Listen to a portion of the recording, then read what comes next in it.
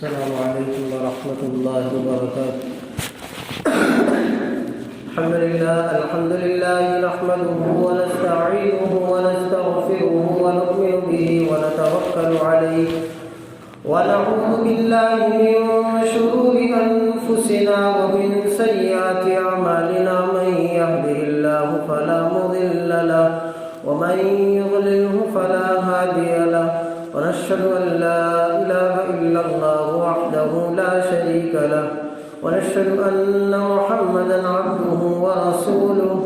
أما بعد، أعوذ بالله من الشيطان الرجيم. بسم الله الرحمن الرحيم. يا أيها الذين آمنوا اتقوا الله وقولوا قولا سديدا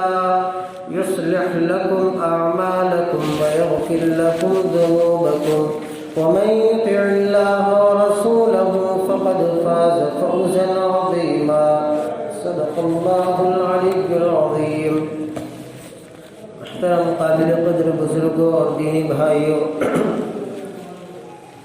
ابھی جو آیت شریف تلاوت کی گئی ہے، جس میں اللہ تبارک و تعالیٰ نے ایک بہت ہی اہم پیغام اور بڑی کام کی بات بتائی ہے.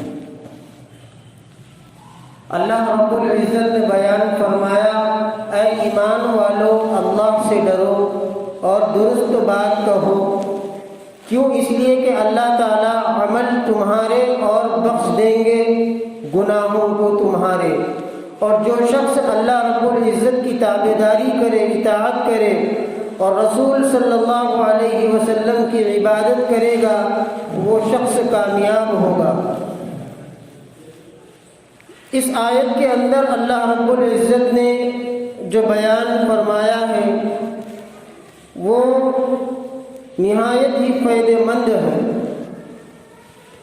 اس آیت میں اللہ نے بیان فرمایا کہ آدمی جو کام کرتا ہے یا تو وہ اپنے آرام کے لیے کرتا ہے یا تکلیف سے بچنے کے لیے کرتا ہے. مثلا کھانا کھاتا ہے تو لذت اور مزے کے لیے، دوا پیتا ہے بیماری سے اچھے ہونے کے لیے، نوکری کرتا ہے روپیہ کمانے کے لیے، مکان بناتا ہے سردی گرمی سے بچنے کے لیے. خلاصہ یہ ہے کہ ظاہر بات ہے کہ انسان جو کچھ بھی کرتا ہے وہ آرام کے لیے کرتا ہے یا تو تکلیف سے بچنے کے لیے. سب لوگ اس کو جانتے ہیں کہ کسی کو اس سے انکار نہیں. البتہ اس میں لوگوں کو جدا جدا خیال ہے کہ کس کام سے آرام پہنچتا ہے اور کس کام سے تکلیف دور ہو سکتی ہے اور کس کام سے نہیں. ہر ایک نے اپنی اپنی رائے سے علیحدہ کاموں کے متعلق یہ سمجھ لیا ہے کہ اس کام سے آرام حاصل ہوگا اور اس کام سے تکلیف سے بچیں گے. اسی وجہ سے کوئی کچھ کام کرتا ہے اور کوئی کچھ، ورنہ مطلب سب کا تو ایک ہے. بعض لوگ کوشش کرتے ہیں کہ تھانے داری یا تحصیلداری یا دوسری چیزیں اس خیال سے کہ ہمیں ہماری خوب عزت ہوگی اور ہمارا نام ہوگا اور ہم بڑے آدمی ہو جائیں گے. اور بعض لوگ یہ کوشش کرتے ہیں کہ ہمیں یہ عہدہ نہ ملے کیونکہ تھانہ دار یا تحصیلداری ہو گئے تو بے کس لوگوں پر اور بے بس لوگوں پر ظلم کرنا پڑے گا. پس دیکھو کہ بعضوں پر تو یہ زور دیا جاتا ہے کہ حکومت کی نوکری قبول کرو اور اسی ڈر سے قبول نہیں کرتے. ایک وہ لوگ ہیں جنہوں نے سلطنت حاصل کرنے کے لیے ہزاروں آدمیوں کا خون کر ڈالا اور ایک کوٹھے کے بادشاہت سے بھاگتے تھے. وجہ اس کی یہی ہے کہ کوئی اس میں نفع سمجھتا ہے تو کوئی اپنے خیال سے نقصان. جس نے اس میں نفع سمجھا اس نے حاصل کرنے کی کوشش کی، جس نے نقصان سمجھا اس نے اس سے بچنے کی کوشش کی ہے. بس اب فیصلہ کرنا ضروری ہوا کہ کون سا نفع قابل حاصل کرنے کے ہیں اور کون سی تکلیف بچنے کے لائق ہے. تو غور کرنے سے یہ سمجھ میں آتا ہے کہ حاصل کرنے کے لائق وہ نفع اور وہ آرام ہے جس میں دو خوبیاں ہوں. ایک تو یہ کہ آرام اور نفع زیادہ دنوں تک باقی رہے، دوسرے یہ کہ اس نفع کے ساتھ کوئی نقصان بھی نہ ہو. چنانچہ دیکھ لیجئے،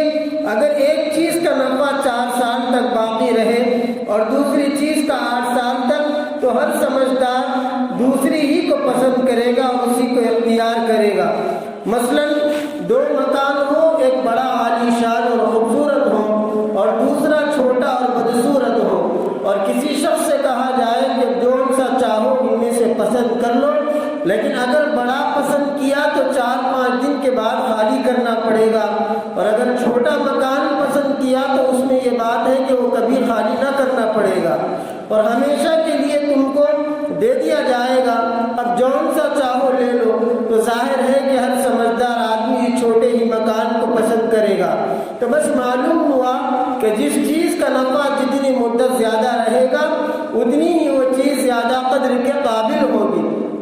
اسی طرح اگر وہ مکان عالی شان جیسے ظاہر میں خوبصورت ہے، ایسے ہی اگر اس میں کسی طرح کی تکلیف بھی ہو، مثلا اس مکان کا پڑوسی اچھا نہ ہو یا اور کسی طرح کا اندیشہ اور خوف ہو، اور چھوٹے مکان میں اس طرح کی کوئی تکلیف نہ ہو، تو ظاہر ہے کہ وہ چھوٹا ہی مکان پسند ہوگا۔ تو معلوم ہوا کہ وہ نفع زیادہ قدر کے قابل ہے جس کے ساتھ کوئی تکلیف نہ ہو۔ اسی طرح تکلیفوں میں بھی اس تکلیف کے دور کرنے کا زیادہ خیال ہوتا ہے جو مدت تک باقی رہے۔ دیکھو اگر سفر میں آدمی کسی مکان میں 2-4 دن کے لیے ٹھہرتا ہے تو اس مکان میں اگر کچھ تکلیف بھی ہو تو اس کے دور کرنے کی زیادہ فکر نہیں کرتا، کیونکہ یہ خیال ہوتا ہے کہ یہاں رہنا ہی کتنے دن ہوگا، 2-4 دن کے بعد چلا جاؤں گا۔ اور ایک ہوتا ہے اپنے وطن کا مکان، اس میں اگر کسی قسم کی تکلیف ہو تو اس تکلیف کے دور کرنے کی بہت فکر ہوتی ہے، کیوں؟ اس لیے کہ وہاں ہمیشہ رہنا ہے۔ تو معلوم ہو گیا کہ جو تکلیف زیادہ مدت تک رہے اس کے دور کرنے کی زیادہ فکر ہوتی ہے۔ اسی طرح جو تکلیف ہی جس چیز میں تکلیف ہی تکلیف ہو اور اس میں نفع کچھ نہ ہو تو اس کے دور کرنے کا بھی زیادہ خیال ہوتا ہے۔ اور اگر کسی تکلیف میں کچھ نفع بھی ہو، مثلا کسی سے کہا جائے کہ تم 4 دن کے لیے دھوپ میں سفر کر لو تو تم کو عمر بھر آرام ملے گا، تو ظاہر ہے کہ ہر سمجھدار اس 4 دن کی تکلیف کو خوشی سے اٹھا لے گا، کیونکہ جہاں تھوڑی سی تکلیف ہے وہاں یہ نفع بھی ہے کہ عمر بھر چین سے گزرے گی۔ بس اب دیکھ لیجئے کہ دنیا کے جتنے بھی نفع اور آرام ہے کوئی بھی ہمیشہ رہنے والا نہیں، مگر آخرت کے عیش و آرام سب ایسے ہیں جو ہمیشہ باقی رہیں گے۔ دوسرے یہ بھی سمجھ لو کہ دنیا کا کیسا ہی بڑے سے بڑا آرام کیوں نہ ہو مگر تکلیف سے خالی نہیں۔ مثلا کھانے ہی کو دیکھ لو کہ اول تو ملتا ہی کس مصیبت سے ہے کہ اس کے لیے کھیتی کا سامان اکٹھا کرنا پڑتا ہے، اس کے بعد اس کو پھینچتے ہیں اور بیج ڈالتے ہیں، پھر اس کی رکھوالی کرتے ہیں، پھر کاٹتے ہیں، پھر اس کا بھوسا وغیرہ اڑاتے ہیں، پیستے ہیں، پکاتے ہیں۔ اتنی تکلیفوں کے بعد تو کھانا میسر ہوا۔ پھر بھی بہت دفعہ تو ایسا ہوتا ہے کہ ادھر کھانے بیٹھے ادھر کوئی نہ کوئی بات ایسی ہو گئی جس سے سارا لذت ہی جاتی رہی۔ کبھی روٹی کا ٹکڑا گلے میں اٹک گیا، کبھی کسی عزیز قریب کے مرنے کی خبر آ گئی، یا کوئی اور ایسی ہی فکر کی بات سن لی تو سب کھانا بے مزہ ہو گیا، یا اگر کھا بھی لیا تو اکثر ایسا ہوتا ہے کہ ہضم نہیں ہوا، قبض ہو گیا یا دست آنے لگے۔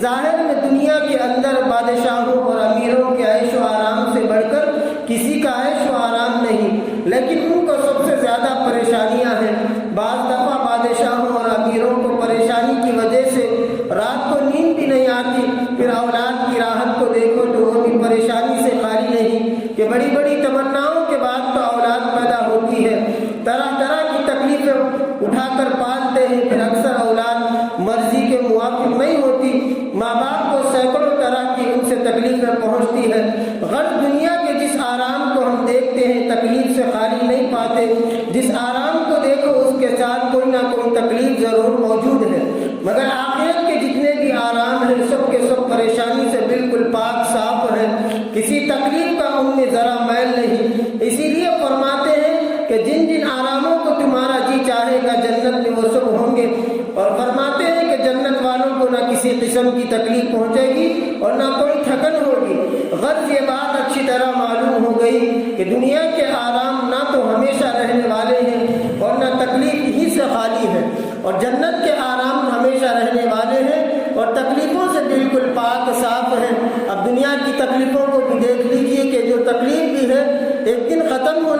ہے، کیسی ہی سخت تکلیف کیوں نہ ہو، اگر کسی کو بیماری ہے اول تو دنیا ہی میں صحت ہو جاتی ہے، ورنہ مر کر تمام مصیبتوں کا خاتمہ ہو ہی جاتا ہے۔ اسی طرح اگر کسی کو تنگدستی یا اور کوئی رنج و غم ہوتا ہے تو سب ایک نہ ایک دن ختم ہو ہی جاتے ہیں۔ تو معلوم ہوا کہ دنیا کی تکلیفیں باقی نہیں رہتی، اسی طرح دنیا کی جو تکلیف بھی ہے نفع سے خالی نہیں، بلکہ اگر غور سے دیکھا جائے تو اس میں سینکڑوں طرح کے فائدے بھی ہوتے ہیں، دنیا کے بھی اور دین کے بھی۔ مثلاً ایک شخص بیمار رہتا ہے تو دنیا کا یہ فائدہ ہے کہ اگر تندرست رہتا تو خدا جانے کیا کیا فساد کرتا اور اس کے سبب سے یہ بے آبرو ہوتا،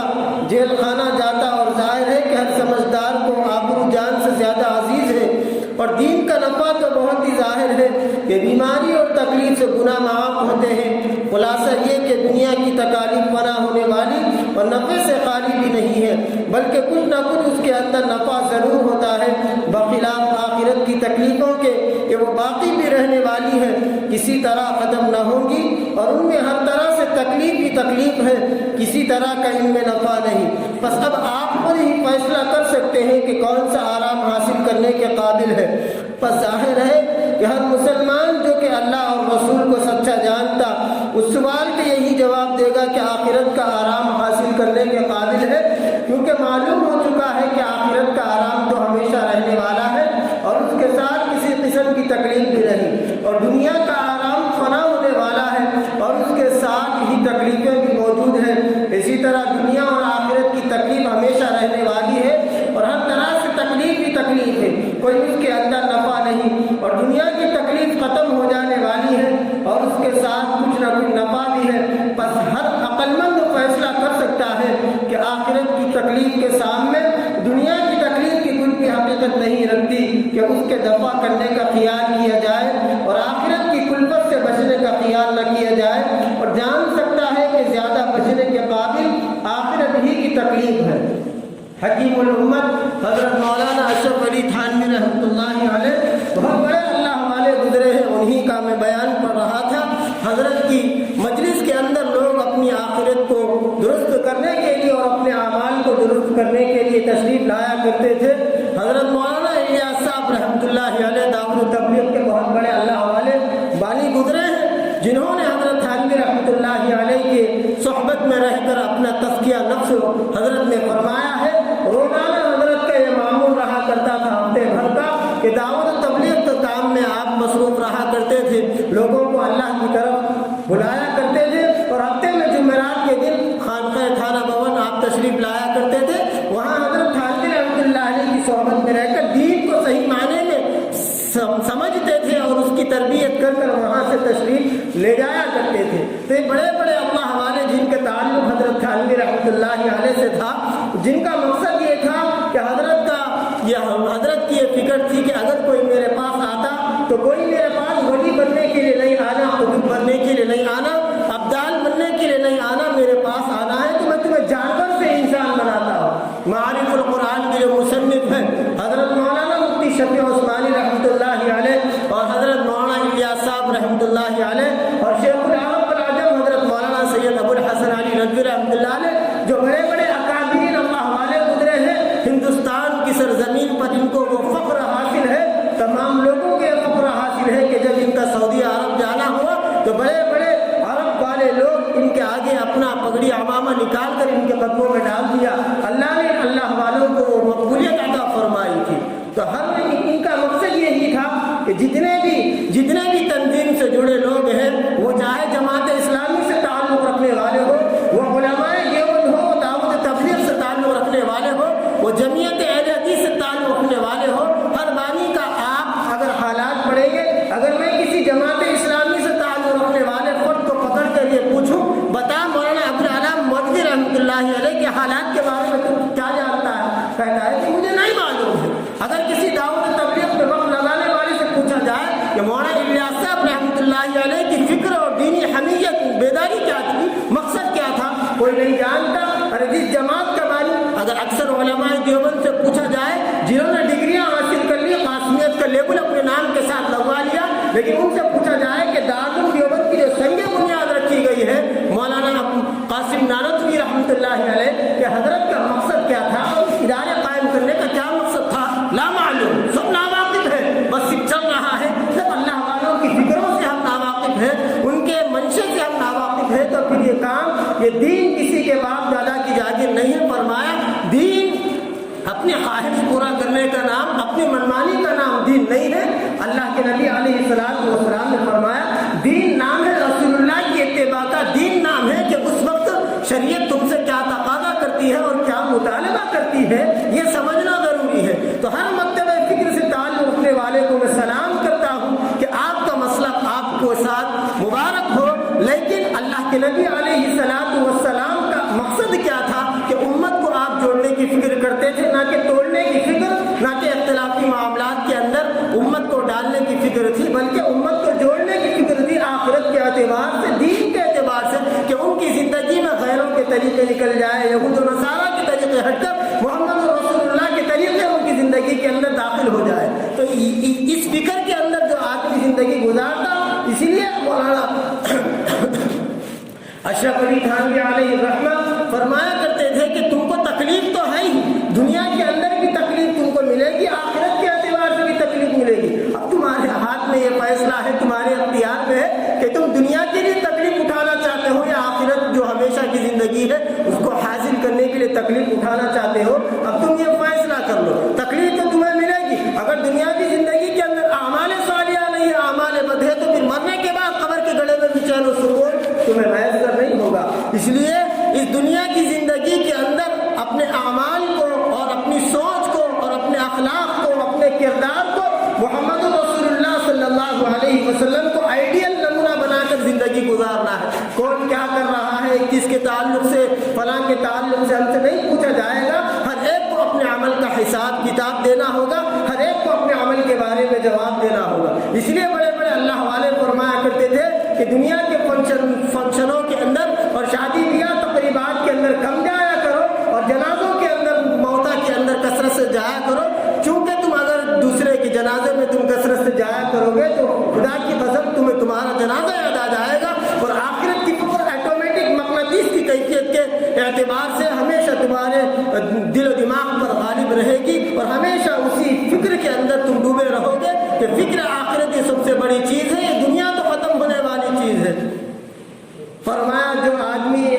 نیک اعمال کے موافق اپنی زندگی گزارتا ہے اور صحیح راستے پر وہ اپنی زندگی کو چلاتا ہے، اور پھر ہر وقت حلال حرام میں تمیز کر وہ زندگی گزارتا، رسول اللہ صلی اللہ علیہ وسلم کے مبارک پاکیزہ طریقے کے موافق اس کی زندگی بسر ہوتی ہے۔ فرمایا جب اس کا انتقال ہوتا ہے تو لوگ کبھی تاخیر کرتے ہیں کہ فلاں رشتہ دار آنے والا ہے، تھوڑا میت کو تھوڑی دیر کے لیے انتظار کر لیں گے، لیکن فرمایا جو نیک آدمی ہوتا ہے جس کی زندگی نیکی کے راستے میں گزرتی ہے، فرمایا مرنے کے بعد وہ بڑا بے چین ہوتا ہے، بڑا فکر مند ہوتا ہے، جیسے جلدی مجھے قبر کے اندر اتارو۔ فرمایا جس طرح مولانا اشرف علی تھانوی علیہ الرحمہ نے ایک مثال دے کر فرمایا کہ مرنے کے بعد کیا ہوگا، یہ کتاب ہر انسان کو پڑھنے کی ضرورت ہے۔ فرمایا جس طرح ایک چھوٹا سا معصوم ننھا سا بچہ ماں کے پیٹ میں ہوتا ہے، جب 6 مہینے 7 مہینے کے قریب وہ پہنچ جاتا ہے، اللہ اس کے تمام اعضاء کو بنا دیتے ہیں اور اس کے اندر روح ڈالی جاتی ہے، وہ پیٹ میں حرکت کرنے لگتا ہے تو بڑا بے چین ہوتا ہے، کیسے میں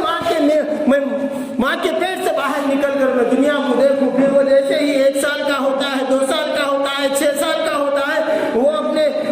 بچپن اس کا گزرتا ہے، پھر وہ جوانی کی عمر کو پہنچتا ہے، کیسے وہ خوشی کے مارے بلبلاتا۔ فرمایا ایک نیک انسان جس کی موت ہوتی ہے وہ انتقال کے فوراً بعد وہ اس بات کی فکر کرتا ہے کہ مجھے جلدی قبر میں اتارو، کیونکہ مجھے میرے اللہ سے ملنا ہے، مجھے اللہ سے ملاقات کرنا ہے۔ آپ کو معلوم ہے پھر انجام کیا ہوگا، پھر انجام کیا ہوگا، تفتح لہم ابواب السماء، اللہ تبارک و تعالی جنت کے دروازے کھولے،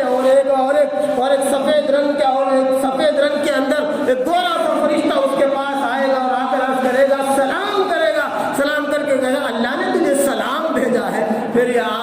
یہ جو مردہ ہوتا ہے نیکوکار بندہ یہ وعلیکم السلام جواب دیتا ہے، پھر اللہ فرشتوں سے اعلان فرماتے ہیں جنت کے تمام چیزوں کو اس بندے کے اوپر کھول دے، پھر قبر کے جب گڑھے میں جائے گا فوراً جنت کے مناظر کھولے جائیں گے کہ اے بندے سلام ہو، اللہ نے تجھے سلام کیا ہے،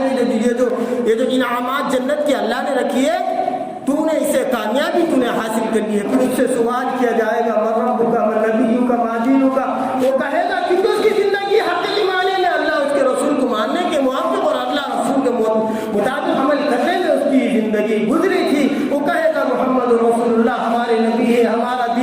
صرف اسلام ہے۔ پھر اس کے سامنے دوزخ کے عجائبات کو، اس کے مناظر کو سامنے رکھے جائیں گے اور فرشتہ کہے گا اے بندے، تو نے دنیا کی زندگی کے اندر تو نے ہر حرام راستوں کو چھوڑ کر اللہ و رسول سے ناراض ہونے والے اعمال کو تم نے چھوڑ کر، شرک کو تم نے چھوڑ کر تم نے اللہ کی تابعداری، رسول اللہ کی اطاعت اور فرمانبرداری کی ہے اور تو نے اس عذاب سے اپنے آپ کو بچا لیا ہے، تمہیں مبارک ہو۔ تمام کے تمام آسائش راحتیں اس کو قبر میں ملیں گے، کروٹ کروٹ ملیں گے۔ وہ جیسے ہی وہ ملنا چاہے گا، وہ فرشتہ اسے جنت میں لے جانا چاہے گا، تو وہ بندہ نیک بندہ کہے گا نہیں، ابھی تک اے اللہ قیامت قائم نہیں کرنا، میں آرام کی، مزے کی، چین کی نیند اس قبر کے اندر سو رہا ہوں۔ اور جس کی زندگی اللہ اس کے رسول کے جو نافرمانی میں اس کی زندگی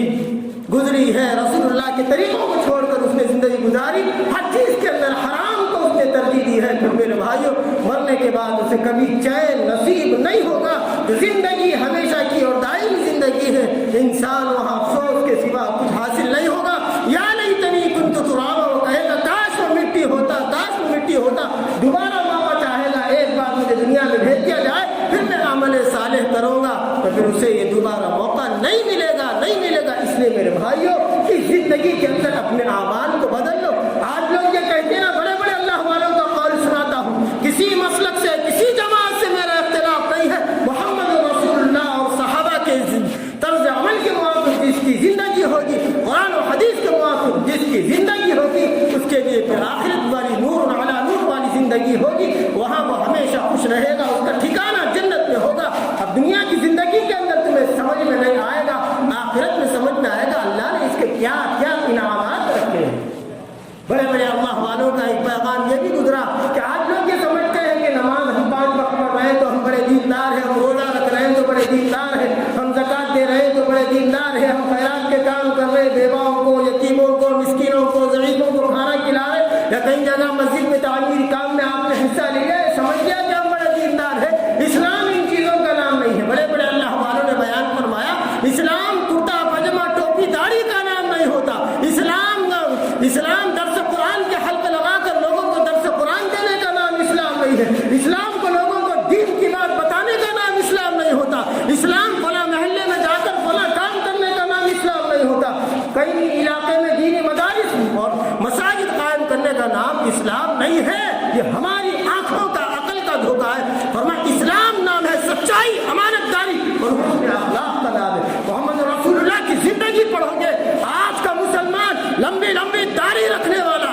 تہجد گزار ہے، 5 وقت کا نمازی ہے، خیرات صدقات کرنے والا ہے، اور اس کے کردار کا آپ جائزہ لیں گے، اس کے رہن سہن طور طریق کا جائزہ لیں گے، محمد رسول اللہ کی زندگی کو، سیرت کو اٹھا کر دیکھیں گے، معلوم ہوگا نبی کچھ اور کہہ رہا ہے اور یہ ظالم کمبخت کس چیز پر عمل کر رہا ہے۔ ایک کافر کے ساتھ ہمارے نبی کا کیا حسن عمل تھا، ایک یہودی کے ساتھ آپ کا کیا کردار تھا، ایک بوڑھی عورت جو کچرا پھینکا کرتی تھی، آپ علیہ السلام کو اس کے ساتھ کیسے اخلاق کے ساتھ پیش آئے۔ معلوم ہوا میرے بھائیوں، داڑھی کا نام، کرتا پاجامے کا نام اور نماز پڑھ لینے کا نام صرف دین نہیں ہے، دین نہیں ہے، اسلام نہیں ہوتا، اسلام سچائی کا نام ہے۔ ایک تہجد پڑھنے والا، 5 وقت نماز پڑھنے والا، جس کی زبان پر جھوٹ ہو، قولا سدیدا، اللہ نے یہ اعلان فرمایا یصلح لکم اعمالکم ویغفر لکم ذنوبکم۔ ہماری زندگی ان تمام اعمال کے خلاف ہے۔ آج ہماری زبانوں پر جھوٹ ہے، آج ہمارے دل کے اندر کینہ ہے۔ فرمایا اسلام دل کی صفائی کا نام ہے، اسلام دل کی پاکیزگی کا نام ہے۔ ایک بگونے کے اندر کدو کا دالچہ ہے اور آپ اس میں چمچہ ڈالیں گے تو وہ دالچہ ہی نکلے گا، اس کے اندر میٹھا ہے تو میٹھا ہی نکلے گا۔ اگر اس کے اندر گوبر ڈالا جائے اور یہ کہا جائے کہ اس میں سے جو ہے سو بہترین شرخما نکالو تو نہیں نکلے گا، گوبر ہی نکلے گا۔ فرمایا دل بھی ایک بگولا ہے، زبان سے وہی نکلے گا جو تیرے دل کے اندر ہے۔ آج ہماری زبان پر جھوٹ ہے، آج ہماری زبان پر جو ہے سو دھوکہ فریب ہے، آج ہمارے دل کے اندر ایک پڑوسی کے تعلق سے کینہ ہے، ایک مسلمان کے تعلق سے کینہ بھرا ہوا ہے۔ میرے بھائیوں، جس دن ہمیشہ کے لیے یہ آنکھیں بند ہو جائے گی اور یہ جسم کے تمام اعضاء حرکت کرنا بند کر دیں گے، اس دن معلوم ہوگا کہ تمہاری کیا حیثیت ہے، تمہاری کوئی حیثیت نہیں ہے۔ اسی لیے ایک مسجد کے اندر جب کوئی بندہ نماز کے لیے آتا تو اللہ نے یہ بتلایا ہے، اللہ نے امیر غریب کے درمیان کسی طرح کا کوئی فرق نہیں رکھا ہے، اللہ نے کسی کو امیر بنایا ہے تو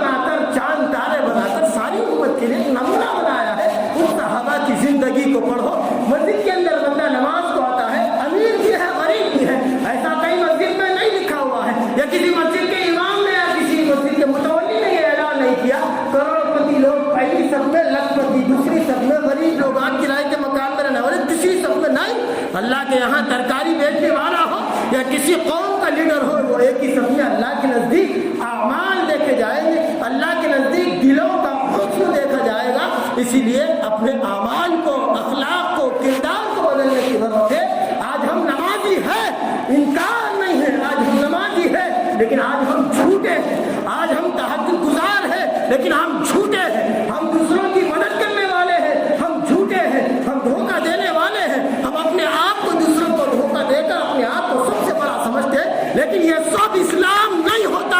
اسلام نماز پڑھنے کا نام نہیں ہے، اسلام روزہ رکھنے کا نام نہیں ہے۔ میدان حشر میں کیا جواب دیں گے اللہ کے پاس؟ آج بڑے نمازیوں کو ہم نے دیکھا ہے لیکن اللہ کے نبی یہ فرما رہے زنا کرنے والے سے نفرت نہیں، حسن سلوک کا معاملہ، یہ میری تعلیم ہے۔ اس زنا سے نفرت کرو، شراب پینے والے سے نفرت نہیں، اس شراب جیسے گناہ سے نفرت کرو۔ شرابی سے بھی آپ نے حسن اخلاق کی تعلیم دی، زنا کار سے بھی آپ نے حسن اخلاق کی تعلیم دی۔ آج ایک اللہ کا بندہ 5 وقت نماز کا پابند ہو گیا اور ایک بے نمازی نماز کو نہیں آ رہا ہے، اس کو دیکھ کر حقیر سمجھ رہا ہے۔ فرمایا وہ اس کو دیکھ کر حقیر نہیں، محمد رسول اللہ کے فرمان کی وہ توہین کر رہا ہے۔ معلوم ہوا آج لوگ بڑے ایمان کی باتیں کرتے ہیں لیکن اسلام ان کی زندگی میں کوسوں دور ہے۔ انہوں نے جانا ہی نہیں ہے کہ اللہ اس کے رسول کا دین کیا ہے، صحابہ کا دین کیا ہے۔ اس لیے میرے بھائیوں، ضرورت اس بات کی ہے کہ اپنے اعمال کو سنوار لو، اپنی زندگی کو سنوار لو، اپنا ایمان اور اپنے بیوی بچوں کے ایمان کو بچانے کی یہ دجالیت کا، یہ فتنوں کا دور چل رہا ہے۔ اللہ تمام عالم اسلام کے مسلمانوں کی حفاظت فرما اور صحیح معنی میں انہیں اسلام کو سمجھنے کی، دین کو سمجھنے کی توفیق عطا فرمائے۔ وآخر دعوانا الحمدللہ رب العالمین۔